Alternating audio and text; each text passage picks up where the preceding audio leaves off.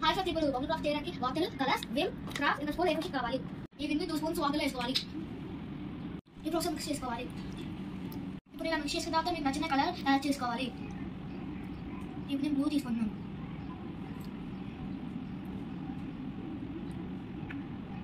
ఇప్పుడు ఈ విధంగా మిక్స్ చేసుకున్న తర్వాత ఇప్పుడు స్ట్రా తీసుకుని స్లోగా ఊదాలి.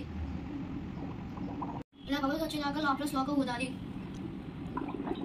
ఇప్పుడు స్ట్రా తీసేసి పేపర్ని దీని మీద ఒక డిజైన్గా వస్తుంది. ఇప్పుడు ఇది డ్రై అయిన తర్వాత ఒక సీనరీ లాగా వస్తుంది. ఈ డ్రై అయినలో చూపిస్తాను. ఈ బబుల్ మీద ఒక కలర్ స్ప్రెడ్ చేసి ఇప్పుడు ఇలా చేసాం కదా, ఇప్పుడు స్పూన్తో తీసి పేపర్ మీద పెట్టాలి. ఇప్పుడు వేరే కలర్ ఏమైనా తీసుకుని చేయండి. అలాగే డిఫరెంట్ కలర్స్ ఒకటి చేయండి. ఇప్పుడు ఇది మీద పెట్టండి. చూసారా? ఈ వీడియో మీకు నచ్చితే లైక్, షేర్ అండ్ సబ్స్క్రైబ్.